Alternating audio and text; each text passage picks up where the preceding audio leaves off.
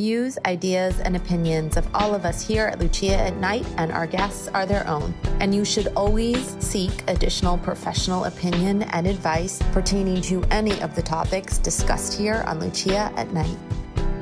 Hello and welcome to Lucia at Night. I'm Lucia and I am so happy to be back for season 4. New set. New set for Sarah too, because we're not together because of COVID. Sarah Kay is back as well, and Krista is not feeling well. So in our premiere episode, it's just going to be Sarah and I. Sarah, welcome back. Hello, thank you. Glad to be How here. have you been through COVID? I know we did one sort of special show, but how have you been hanging in there?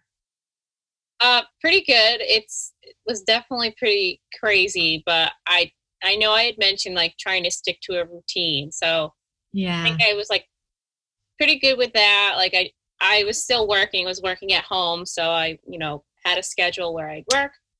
I would do my at-home workouts that my gym gave me.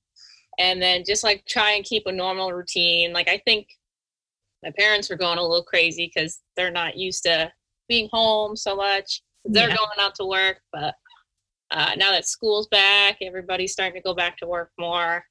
I think the tension's kind of gone away a little bit. Yeah. Not, like on each other's nerves. So are you back at school, back at work and doing everything normally, or are you working from home still? I'm still working from home. They're not going to open our office, I don't think, until like next year. Yeah, I feel like everyone's not opening till next year. Yeah, but my gym is actually open back up. So I'm actually like leaving the house to go to the gym, which is very nice. I did miss that. Yeah. My gym opened back up too. Shout out to Whip. And it is life-changing because it's one of the things I use for my mental health for sure. That's what I said too. They did go to a CrossFit gym and they like to do client stories. And I remember they wanted to do one on me, which I was so honored. But I just remember saying in there, like, it's a different energy when you go into the gym and then you see all the people that you see like almost every day. Like if I'm having a bad day, just going to the gym and seeing those people always just like helps my mood, my mental health. I'm not stressed anymore. I'm just relaxed. It really, evidence-based, right? Because that's what I love to talk about. But it's proven to change your mental, emotional state because of the chemicals that are released in exercise, especially HIIT training. I found. So HIIT training is high intensity interval training. That's what my gym is. Is that what your gym is as well? Pretty much. Yeah. We always do like a strength portion. And then we do a Metcon, which is kind of like the high intensity, just grinding through. You look good. And I love are those the same glasses? I love your glasses. If you're listening to the show, you should be watching because your glasses are really cool. Thank you. They are the same glasses, but I'm hoping to get a new pair next time I go. I think I'm going in like a month or two. A little bit bigger and more like the wire frame because like these glasses I think will always be in style, but the bigger frames are coming back and I'm about it. Yeah, I actually have a bigger pair too, and I need to start wearing them because one thing that's changed for me during COVID is I've become blind. Almost legally. I'm just kidding. But I do think that because I spend so much time on, that was actually Krista texting us if you heard my phone go off. If you spend a lot of time on Zoom, I literally stare at a computer between the things I do. Even recording, because I have a new show called Only Good Heroes. You can catch it on Only Good TV. I'll put a little link up for that. So that and teaching clients, I am looking at a screen all day. Yeah, I know. I definitely, my screen is like a little small, so I need my glasses to see because I'm nearsighted. So I can see when I read, but not far away. But because the print is so small, I have to wear my glasses. And I've noticed like I'll get headaches sometimes and it's just like a lot. But I did actually buy blue light glasses and I actually have them here, which I should be wearing now, but then I can't see the screen. What are they? Contacts on. They're supposed to. Here, I'll put them on. These are like the type of frames that I'm looking for next time I go to the eye doctor. Oh, those are cool, Sarah. But they have like this, I don't know, they're like blue light protecting glasses. So they have something on it to protect your eyes from like the blue light from the computer. I'm not very technically savvy with this lingo, but it's supposed to help your eyes for people who stare at a screen all the time. So you're not going to get headaches. It's not going to ruin your eyes. And so I try and wear them as much as I can. Wait, so let me understand this a little bit better. So those aren't prescription glasses. Those are just blue light glasses. These are just blue light glasses, but I'm hoping, I put my glasses back on so I can see you. When I go to the eye doctor, when I get new frames, I might ask or at least get my prescription because I think you can buy prescription blue light glasses. And I definitely would like a pair.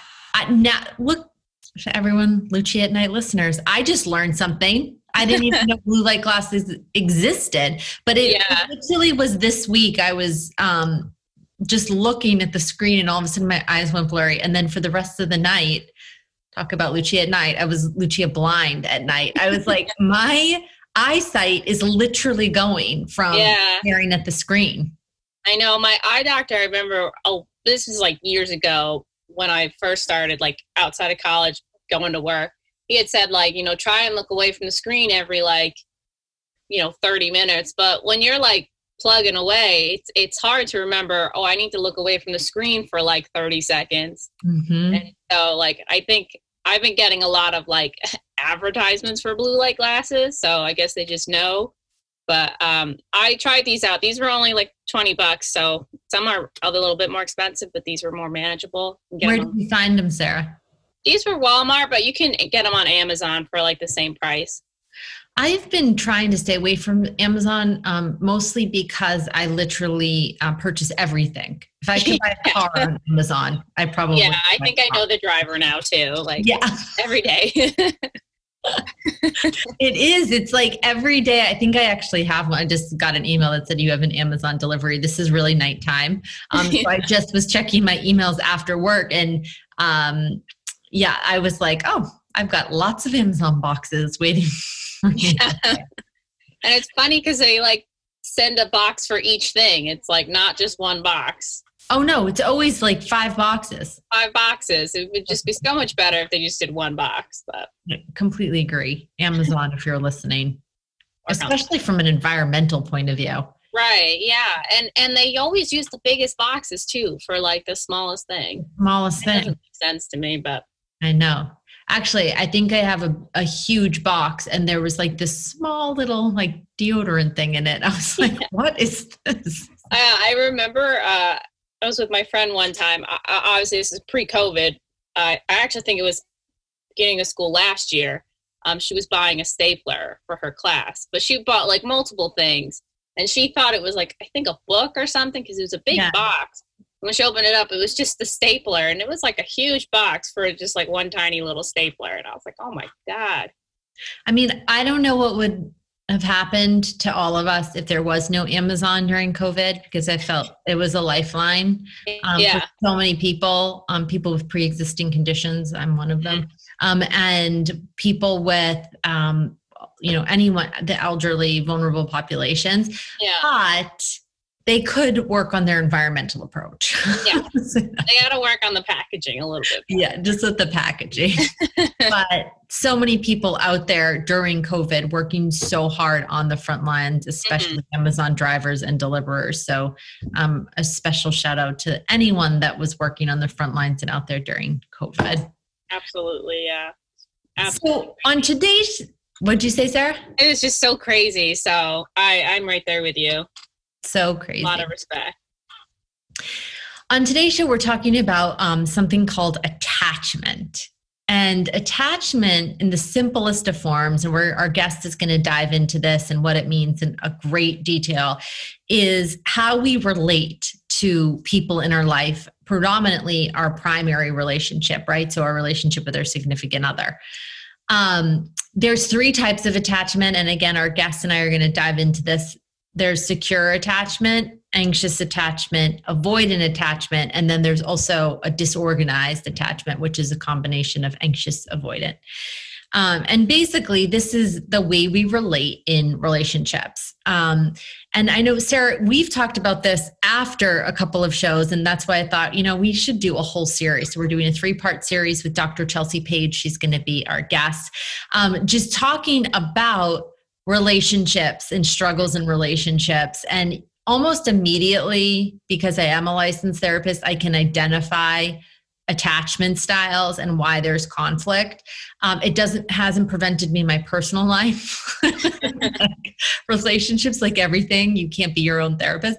But we've talked about some of your experiences, and as comfortable as you are sharing, but you've had relationships where there's been certain areas of friction. And I think we identified that some of it may have been attachment related.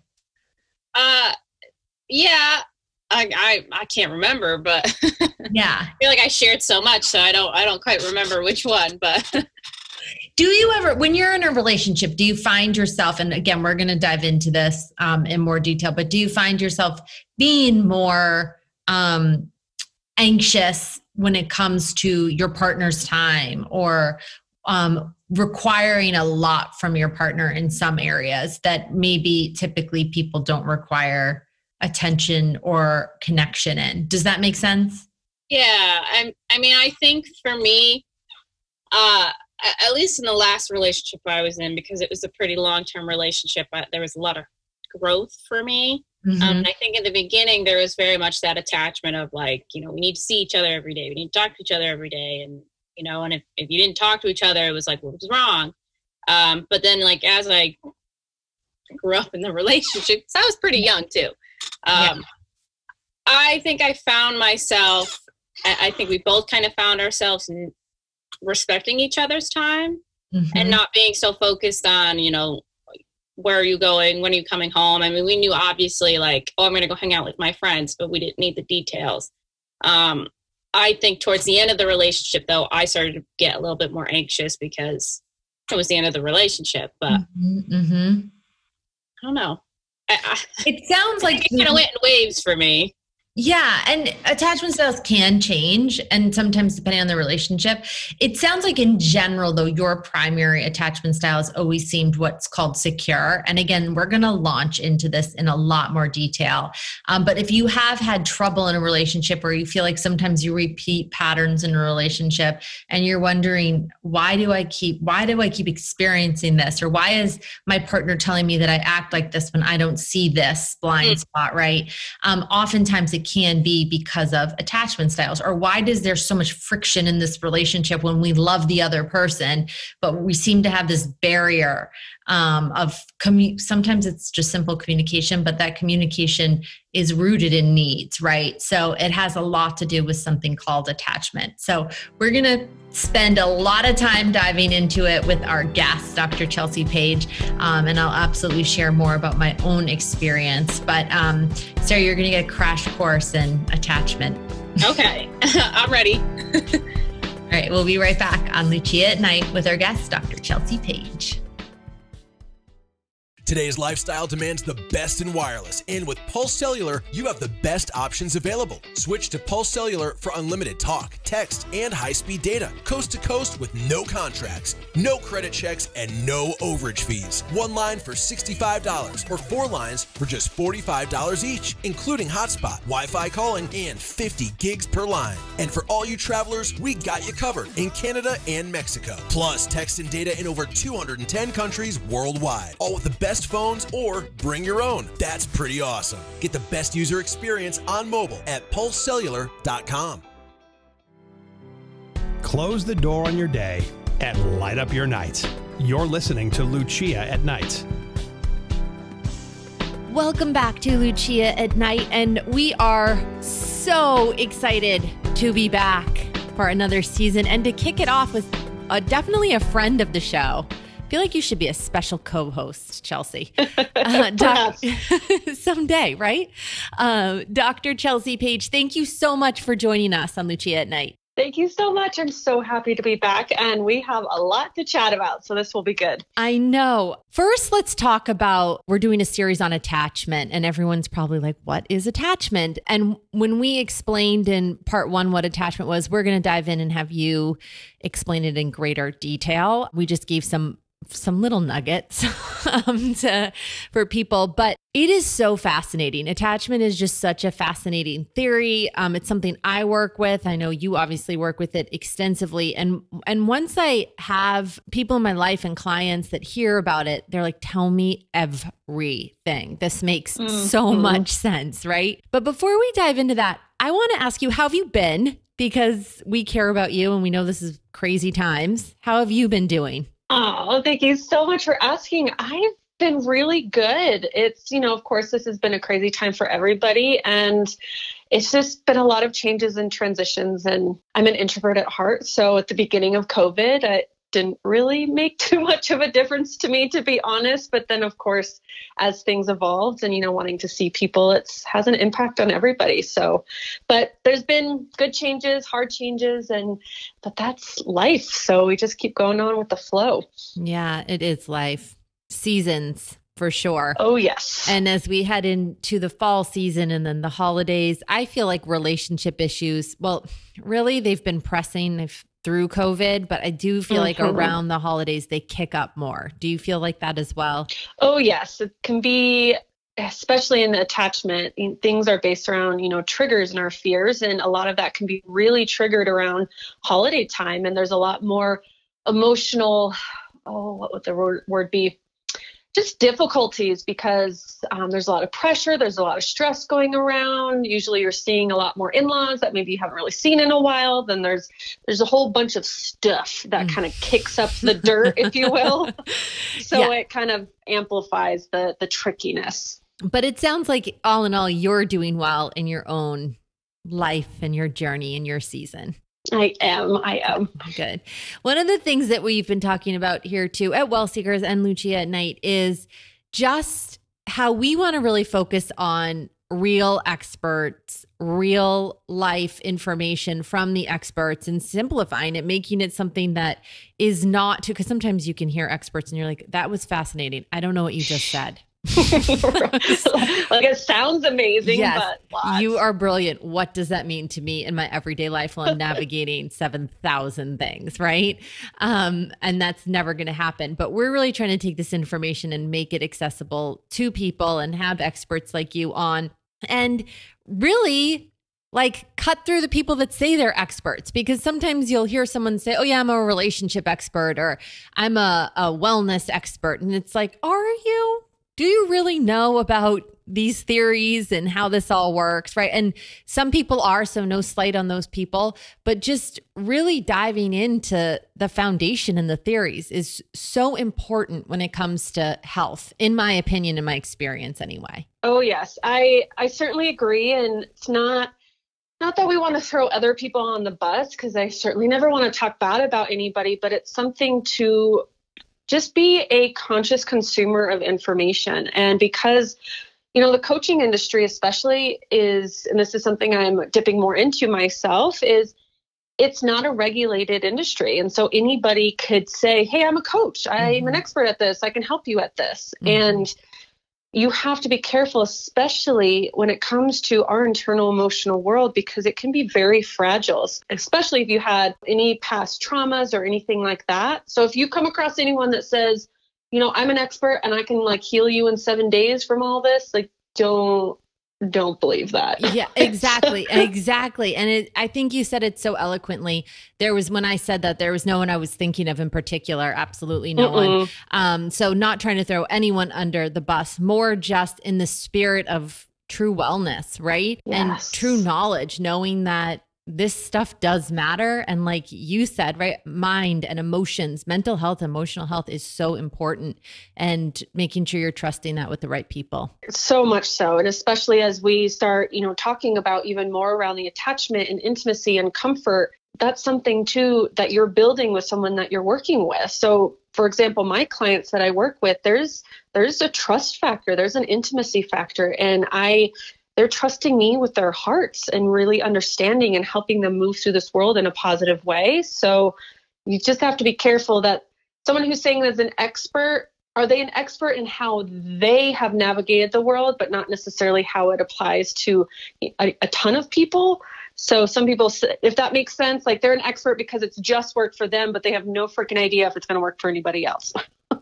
And when it comes to relationships, because so often people want you to tell them what to do. Yeah. And that definitely not the answer, right? Because we all have to decide what our values and beliefs are. And there are some things it's like, okay, that behavior is not healthy, right? Or this is toxic. And you can identify those things. But so much of relationships is identifying what your values and beliefs are and then fulfilling those values and beliefs. And you may not want my values and beliefs in a relationship sometimes, right? Yes. So when it comes to attachment, I have a feeling it's a word we're going to hear a lot more in the next decade or so, especially. Can you explain what attachment theory is? Yes. Well, there's two people that we really want to know if you want to like actually know the people in attachment. And John Bowlby, he really was one of the big pioneers of attachment, especially as it applies to kids and their primary caregiver.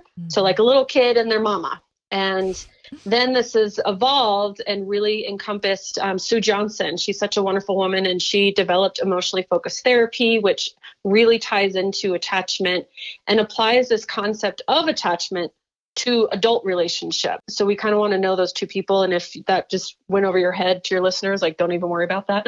You don't have to know the people, but. No, I think it's so important. I love Sue Johnson and emotionally. She's amazing. Yeah. And full transparency. I remember going to counseling when I was married, and that was where my obsession for relationship work started. And he was like, in 12 sessions, we'll be able to work through the majority of this. I was like, 12 sessions?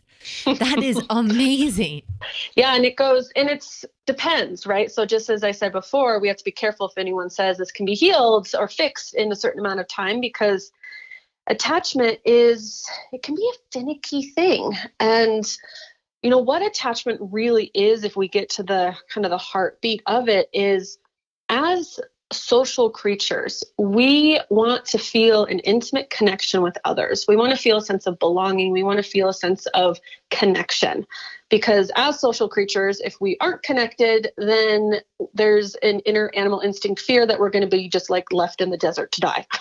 So as dramatic as that sounds, but that's what our like inner nervous system starts to fear. So we want to have an attachment to others where we feel safety and closeness. We trust closeness. That closeness feels okay, that I'm okay with being close with others. And this is what's called a secure attachment, when we feel vulnerability is okay. We can be our true selves. We trust others. And there's a sense of grounding that happens in that. This really, one of the like images that I like to think of is, if we think of even mom and little kiddo attachment, is if you think of a little kid, say, playing at a playground, although some playgrounds are still closed, but I think most of them are open now. If you see a kid who has a secure attachment with their mom, they know that they're available and reliable and that they're going to be there and be present when they need them. So if they run off to go play on the monkey bars and they look behind them to see if mom is still there, they're checking, are you there? And if I need to, if I like get scared, or if I, fall off the playground and have a boo-boo, that you're going to be there for me when I'm in an emotional, difficult place. And if the answer is yes, you are there, we have secure attachment, 2 thumbs up. Can you explain, and we're going to get into, there's different types of attachment, right? Oh, Based yes. upon whether you had this security. And we talked about this. We're going to do this as a 2-part series. So in this one, we're going to get into the details of attachment, and then we're going to talk about what the actual attachment styles are in more detail in our next show. Can you explain how that's formed, right? So I know you talked about parent or primary caregiver to child. Does it have to be primary caregiver? Does it have to be mom, dad? And can attachment, I know some of these answers, but I think you're going to be able to explain it well, but can attachment change and evolve. Yes, it can change and evolve. So this is especially going to be important when we do dive into the more of the specifics, even though I kind of jumped the gun on that, is no, it's good. It is something that can change and evolve. It's not something that's set in stone. So if you do find that you have a certain type of attachment style and you're like, ooh, I don't really want this attachment style and this doesn't really feel good for me, it is changeable. And I know this because I've seen it in many of the people I've worked with and even myself. So I know personally and professionally that it's totally changeable. It's not an overnight process by any means. It's not like if you try to lose 50 pounds, you can't all of a sudden lose 50 pounds by the next day. It's not going to happen. Absolutely. So yes, definitely is changeable. And as long as you are wanting to change and finding your reason why and being intentional with it and finding someone to support you through it can certainly be evolved, if that makes sense. No, it absolutely makes sense. And we are going to talk more about the styles and then later on in further parts of the series talk about how you can change them in more detail. Mm-hmm. So say you grew up in a household where there's obviously risk factors, right? And protective factors for secure attachment. Would you say that's fair to say? Yes, totally. So say you grew up in a household where mom was present, dad wasn't, for example. Are there a whole host of factors that are going to go into how you end up attaching as you move through life and into a primary relationship? Or how does attachment form, or can you predict its forming at all? Yes, well, it forms because one of the questions you had is, does it have to be your primary caregiver? Can it be somebody else? And really, our primary caregivers, whether it's mom or dad, or maybe you grew up with grandma, really it doesn't matter. There is more influence, especially with mom, because there's the mama bond. But is the person who is most present and the people most present in your world are going to have influences and impact on your attachment style. And this is where it's not just one person, and we can't put like all of our blame on one person of how we are, or this is the one way it is. It's different people in your world. So perhaps maybe you even have a very unavailable mom and dad growing up, that they weren't into that place of, oh, I can trust this closeness. Maybe they didn't know how to navigate emotions. So if you came to them with something super exciting, maybe you had an A in school, or maybe someone's bullying you in school and you're feeling so distraught and so frustrated, and maybe you couldn't go to mom or dad. They weren't there. They weren't there and available emotionally for those pieces. But perhaps a teacher, maybe you had a teacher that was there for you, that you could express your emotions, that you could feel a sense of safety and comfort with. That can still influence the development of a more secure attachment style, if that makes sense. So secure attachment can come from alternative sources, even if, because I know that among some of those theories is your primary form of attachment, right? Yes. Is created from 0 to 18 months, correct? It is, because we're most influenced, but it can come from really any incidents, to be honest, the way that things can change. Perhaps, because for example, you could have grown up in a household where mom and dad were completely available. Everything was feeling really good. Emotions, there was place and comfort for that. But maybe you got into some really awful, nasty relationship when you were 21. And then you started to not trust closeness and intimacy from that place because it hurt and was really ouchy, for the technical term. Yeah. And this is why one-on-one is really important sometimes, right? Because everyone's story is so different. So while there are sort of risk factors, quote unquote, for either, and we'll talk about these terms more, but avoidant attachment or anxious attachment or disorganized, right? There's quote unquote risk factors for those. So non-secure attachment that can be identified in generalities, which we're talking about right now.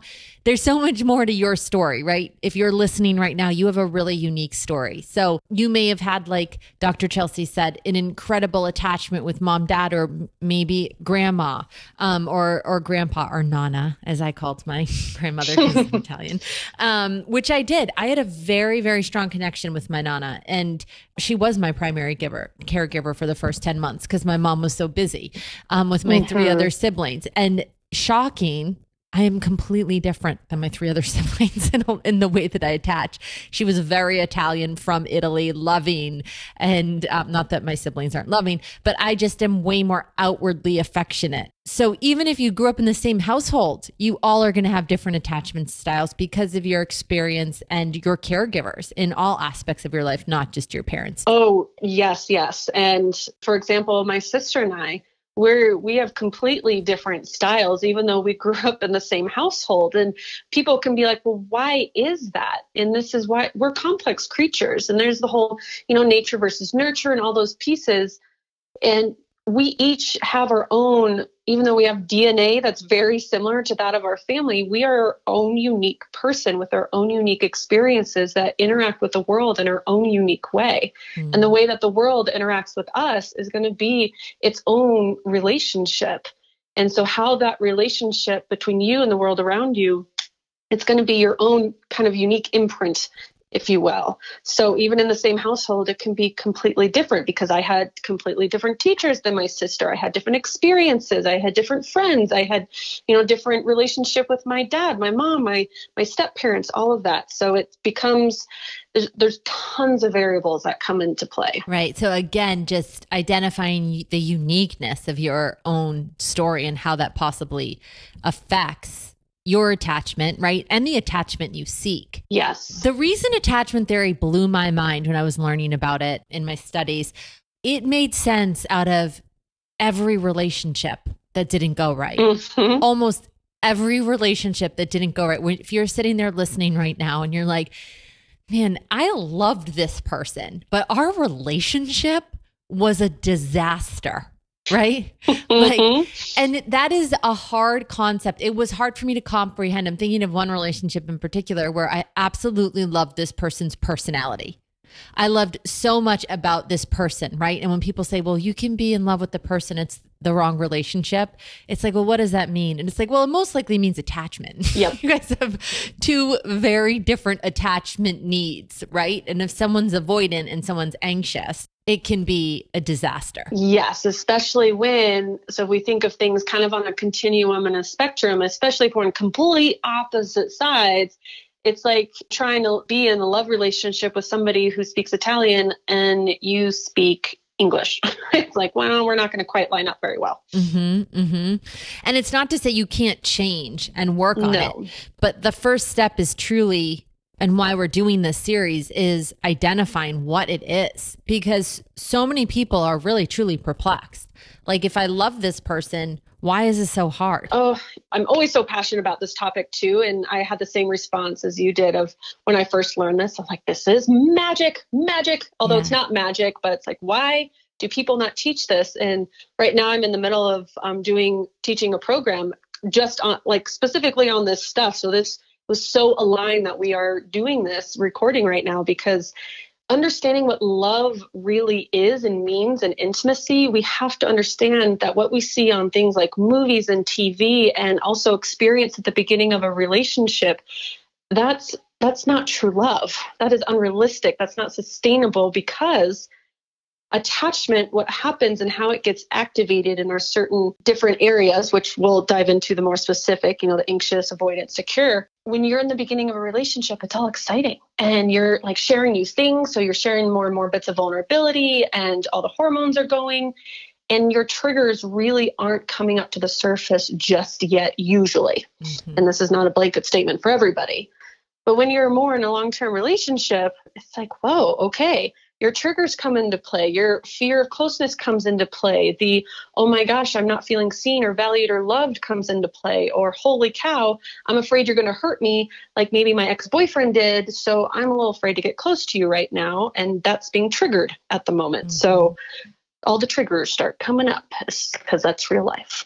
Yeah, no, absolutely. And I think it's so funny. The other day I was thinking, whoever created And They Live Happily Ever After, just like really gypped love and like really set us all up with such unrealistic expectations, because it's like, it should be, and now the hard work starts, right? Like now the commitment starts and learning each other's language and how attachment comes into play. that is relationship, right? That is relationship. Do you think it's fair to say attachment is really, it's the foundation of relationship? It 100% is. It's the heartbeat of a relationship. It's this interaction between the relationship with yourself and the relationship with another.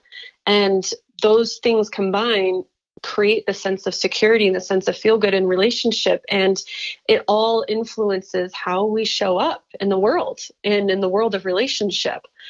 And life is not butterflies and rainbows all the time, which all of us going through COVID right now totally know that to be true. Yes. In life, we're going to have stress. We're going to have anxieties. We're going to have triggers. We're going to have arguments. I did this post the other day I did on my Facebook page about having disagreements and arguments in a relationship is okay. That is the sign of a healthy relationship. Not that you're arguing 24/7, but how you handle those disconnects that happen, because you're going to have disconnections in relationship. How do you handle it? How do you get back to vulnerability? How do you get back to connection? How do you get back to that sense of secure attachment and repair any disconnects that happen? That's life. That's going to happen over and over in a relationship. It's a given. Absolutely. Maybe this is a good time to actually talk about this. What are the different attachment styles? So, well, we've referenced the secure attachment. That's the I'm okay in the world, in my world, I'm okay with you. Like, I'm good, you're good, we're good. Like, everything's good. Secure attachment. And then there's the avoidant attachment. So this is somebody who's more of, I'm totally okay in me. I'm good inside of me, but I'm not so sure about closeness with you. So I'm going to keep you at a distance. I'm going to avoid you. I'm going to withdraw from you. An anxious attachment on kind of the other side of the spectrum is I need to be as close to you as possible. I need to feel close to you. I need to feel connected to you. I kind of imagine a koala bear for some reason whenever I talk about anxious attachment. Like, I need to wrap my arms around you because I also don't trust closeness. And so I need to keep you close. It's almost like the concept of object permanence, which is an attachment theme, right? And for people that don't know what that means, it's going back to Dr. Chelsea's example previously where the child on the playground's looking for mom or dad or adult. I have someone that says, go find your adult, right? Whoever that adult may be. So object permanence is if they look back and that person's gone, they're not going to have a good sense that that object's coming back, right? That person is coming back, right? So it does create attachment that can be anxious, avoidant, disorganized. Yes. So, well, with the more disorganized, so this is more in the realm of kind of the fourth. And there's so many different ways and different languages that are used. Like if you even try to Google these things, there's so many different names. And I like the very simple: secure, avoidant, anxious, and then disorganized or fearful. Those are kind of in the same. And this category, this more fourth category, is a mix of both avoidant and anxiousness. This is somebody who is, okay, I want you to come closer to me, but then, oh, that's too close. That's scary. I'm going to push you away. But then I push you away too far. And now that makes me nervous because you're too far away. So I'm going to pull you closer again.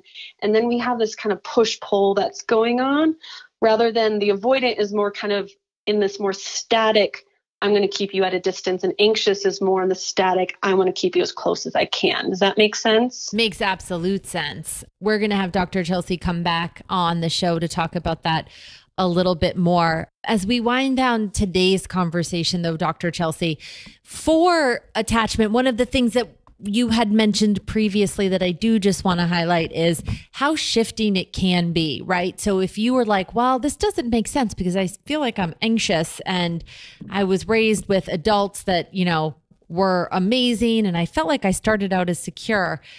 You absolutely, I just want to emphasize, can shift. I mean, I've seen it right with the work that I do, but specifically even for myself, because I get personal on the show, I've seen it in myself. And I really was a secure attacher for a very long time and worked hard to be. We're going to talk about how you can change your attachment style, right? And I remember after my divorce, dating after my divorce, all of a sudden I was anxious. Like, who is this? Like, literally, who is this person? And it took me dating someone who was avoidant to realize how anxious I had become. So it was almost like a gift to date someone who was avoidant to make me realize how attachment styles change, right? For better, but for, I don't want to say worse, but for different, right? Yeah. Well, for difficulty, I think. And yeah, it's hard. Sometimes we want to be careful with the language, but yeah, it's changeable and it's going to evolve. And the more focused you are on really understanding, okay, I want a secure attachment. And even if you're listening to this right now and you're probably maybe because you're avoidant and you're like, I don't want a secure attachment because I don't want to be close to anybody. Yeah. It's our primal need as humans to really want to have a sense of security. So it's there, even if you deny it to be there, because it's safer to deny it, because then you don't have to admit that you want to be close to somebody, which is a whole nother conversation. But it is 100% changeable. And secure attachment it's this realm that it's not that, okay, we're here, we're in the land of secure attachment, and then we're there forever. Just in your example, you were there and then you kind of bounced out into more of the anxious place. The secure attachment is like, I kind of think of it almost as like healthy, like our healthy body living, but healthy relationship living. So if you think of, working out and eating healthy and drinking water, it's not something that you are, once you figure it out, you're like there all the time. Like life is going to kick you out. Like the holidays is going to kick you out of alignment, those kind of things. So you keep working yourself and kind of turning your compass and your positioning towards secure attachment and align as best as you can and keep moving toward that, even if you get kicked out of alignment. I love that. And looking at it like that, secure attachment is almost like that epic place of health you want to reach when it comes to emotions. And one of the things I don't think we mentioned that is so important about attachment, I think, is it's not just, of course, we all think romantic relationships, right? But this is in most relationships. It gets heightened in romantic. But if you start examining, well, how am I at work? And you start learning about attachment, and you're like, oof, there's an anxious attacher, right? There's an avoidant attacher. You can see people's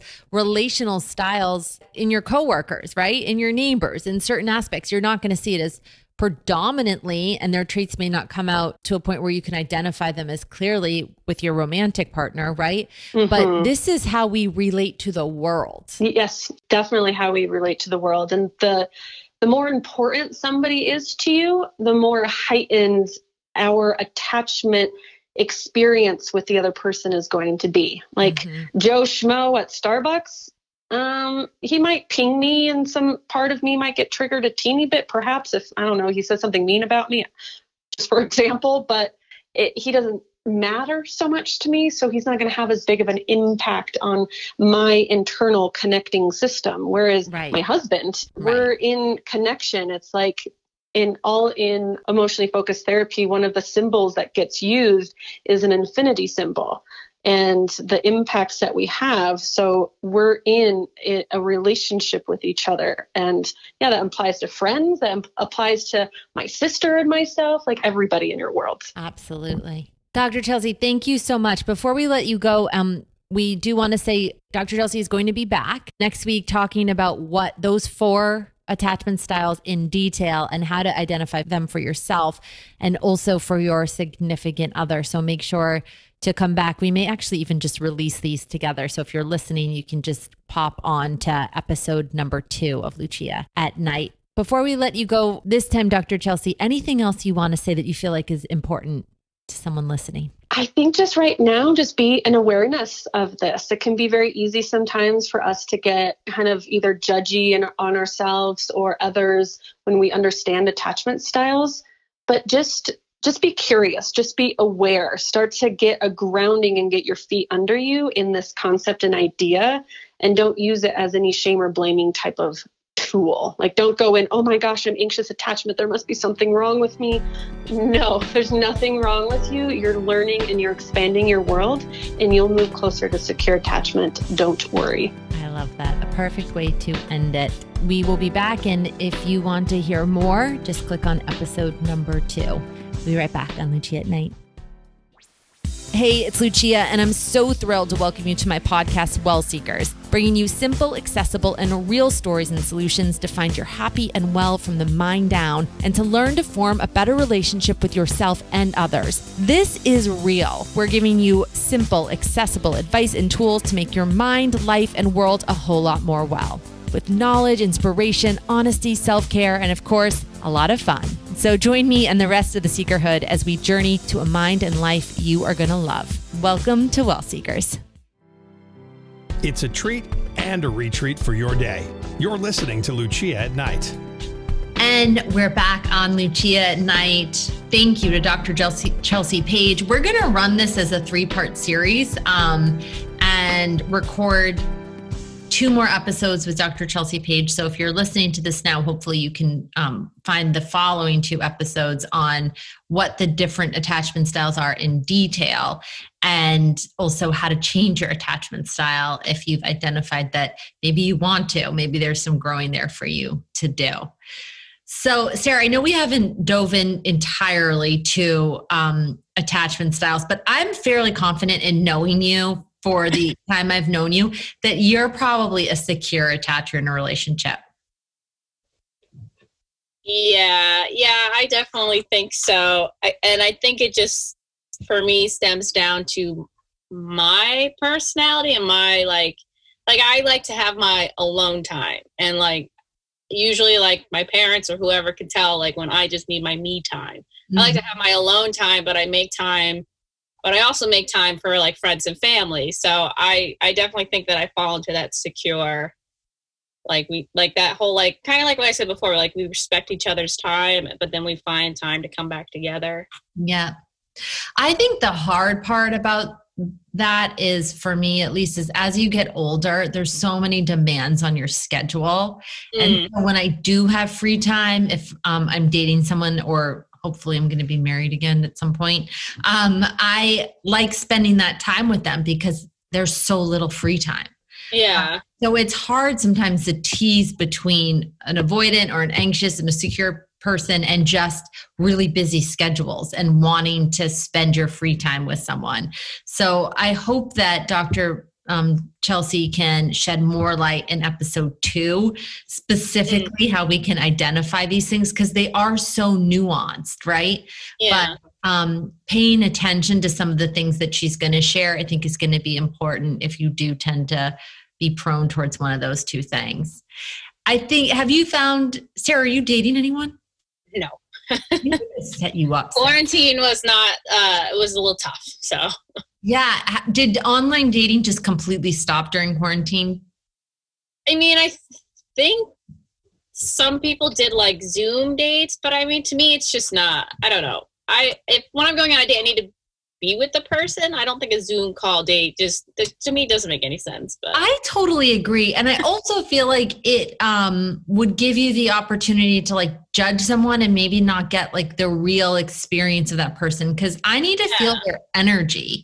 And so if I meet someone on a Zoom call and I can't feel their energy, but in person they would be a different energy, I feel like it really sort of eliminates. And same for me, I may not be an energy over video that I would be in person. So I feel like it does eliminate something for sure. Yeah, you can kind of disguise yourself almost. It's almost like you're still hiding something. On Zoom. On Zoom, yeah. Mm-hmm. You know, I don't know, you could just I could be so close to the computer, you can't really see the rest of me, or you can't see obviously my room's pretty dark, but I have a messy room behind me. So then that's going to show you that I'm, I don't know what that's going to show you. I'm not a mess, but I'm just in my room I am. No, it's almost like hiding something. You're not, like you said, you're just not getting that full experience. Person. Yeah. Yeah. And I do feel we're energy. That's what we literally are as humans. And so to be in someone's presence is the best way to feel that energy. And I just don't think you can get I guess you can get the preliminary look Yeah, but I maybe. hope that everyone's representing themselves honestly online. I don't know. You hear a lot of catfish stories, so who knows? But I actually don't think is true for some reason, which has always perplexed me. And I would love to hear from someone, if anyone's listening, I'd love to hear from someone who, and no shame or judgment, but just who has represented themselves differently online, because I feel like at some point you're going to meet that person, right? So Yeah. would you want to not do that? I don't know I mean, like for me, I would have to meet them at some point, but like, have you ever watched the show Catfish? I've watched the documentary and I watched the show. I actually have watched the show. Yes. Yeah. I don't watch it often, but that also just blows my mind that these people will talk to someone online for like months or even years and never meet them. Never meet. I mean, in COVID, Yeah. I think that's possible, but you're right. For years and never meet them and think you're in a long-term relationship. That would be a challenge for me, but it obviously happens. Yeah. I don't know but I mean, like too, for me, kind of like backtracking. I am a very like active person. Mm-hmm. I'm not much of a talker. I'm not very like outgoing, especially at first. I'm not very outgoing. I'm a little more reserved. Mm-hmm. So I like to do something active. So like a Zoom date wouldn't work for me because I just think I would just have nothing to say. Mm-hmm. But if I'm out, like I remember the last guy I dated, our first date was at the mini golf course and I loved it. It's something active, or like go for a hike, you know, that to me, I feel like is more of what I would want to do. So just this whole Zoom, I don't know. I need to it's uncomfortable for a lot of people. Yeah. Some people want to be more in their their natural environment, right? Where they feel comfortable so they can open up. It's really hard on Zoom to just start talking. I feel like if that wasn't my profession and, you know, for a decade to be a professional talker and now as well, in a lot of ways, it would be a real struggle to do that. So everyone that's online dating, my heart goes out to you. Yeah. I know some people are doing it. I said, no, thank you. Yeah, absolutely. And everyone that's been, we did an episode and Krista's not here. Krista, I've been married. She has a family and children. And I know a lot of friends of mine with young kids, high school aged kids. It's been a real struggle as well during these times. So really just everyone, has been under a tremendous amount of stress and their relationships, which is one of the other reasons that I wanted to do this series of shows, is to help any relationship, whether you're getting into a relationship, whether you're in a relationship, or and it's going, you know, okay, or you're dating, whether you're married, whether you're having friction in your marriage, whether you're re-entering. One of the scariest things to do is re-enter dating. I know from experience after divorce, it's the scariest experience. So just learning more about your style and maybe your partner's style or potential partner's style. So there's something for everyone in this series. So I hope everyone extracts something during these really challenging times.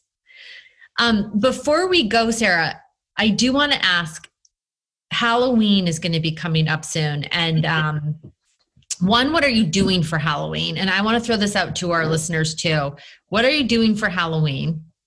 And what are you going to be for Halloween? Because even though I'm thinking of throwing a party for the first time in a long time. Oh, okay. But a social distancing part, we need to all be wearing masks, obviously. Yeah. We don't have that many people. Maybe like a Halloween dinner or something with just like a couple of close friends. Yeah. But at the very least, I really want to dress up.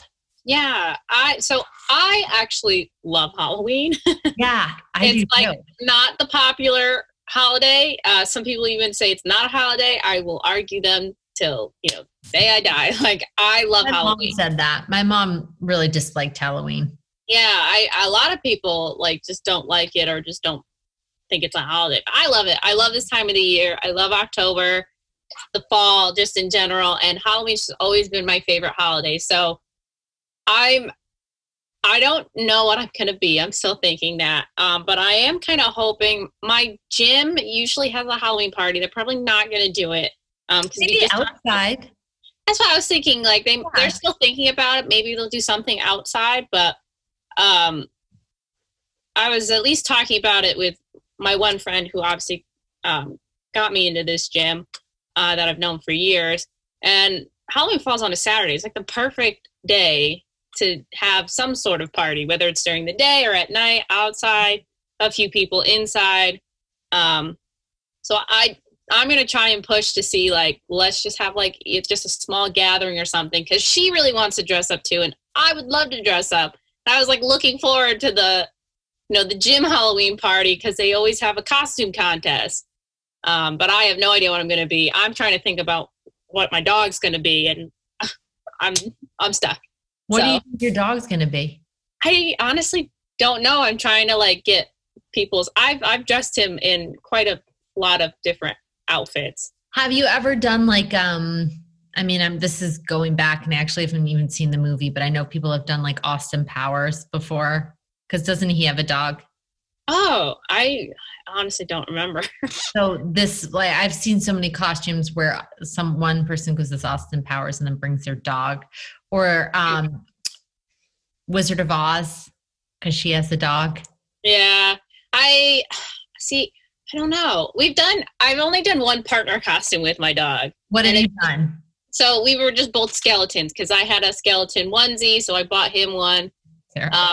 But I've done him as a super dog, like underdog. I've dressed him up. His name's Jake, so I dressed him up as Jake from State Farm, which is the popular costume. Everybody loves it. Like a baseball player. I have a football outfit for him. I mean, oh gosh, I have so many that I made for him, or I didn't make it, but I got for him, and I'm torn. I have to think about. A lot of people too have been like, because I don't know, quarantine, people are just like taking the easy route. They'll just like cut holes in a sheet and put that on their dog, which is like kind of funny but kind of cute. I might do that with Jake. So wait, so like a ghost? Like a ghost, yeah. Yeah, that's a for their dog. So we'll see. I'm thinking. I'm brainstorming. I'm gonna figure that out. I'll figure out my costume. Yeah. And if anyone has ideas for Sarah or myself, maybe we should have our third episode be a Halloween costume episode. Ooh, yeah. I have some stuff. Do you really? Yeah. All right. Well, past costumes, but I'm ready for that. Episode 3, because it's going to be this series is going to be around Halloween. So we'll have to do a Halloween Lucia at Night. Yeah, I like that. I'm so for it. So if you have ideas for us, you can tweet at us at Lucia at Night, or at my own Instagram at Lucia Naz, LuciaANazz. And especially for Sarah's dog, if you have any ideas for Sarah's dog, let us know as well. Yeah. We'll do a Lucia at Night Halloween night. That would be fun. I'm excited for that. So as we wrap up the show, I just want to say thanks to everyone for joining us. Hopefully you've extracted some valuable information from Dr. Chelsea. As always, make sure if you do have questions to check with your own mental health provider or doctor. This show is just for education and entertainment. It's not meant to be a show where you use it as therapy. So we will be back soon with Part 2, talking about the different forms of attachment, and also hopefully in Halloween costumes. Yeah. So we will be back real soon, or if our podcast server allows us, we are going to upload all of these in a series, so you can just click on the next in this series to learn more about attachment and how it may affect your own relationship and your own life. Make sure to follow us online too on social media. You can find us on Facebook at Well Seekers, or on Instagram at Lucia at Night, and I'm at Lucia Naz, and we will put Sarah Kay's Instagram down there as well. Thanks for spending your night with us. I wish you peace. I wish you hope. And most of all, we wish you love. We'll see you next time on Lucia at Night. Thanks for spending your night with us on Lucia at Night.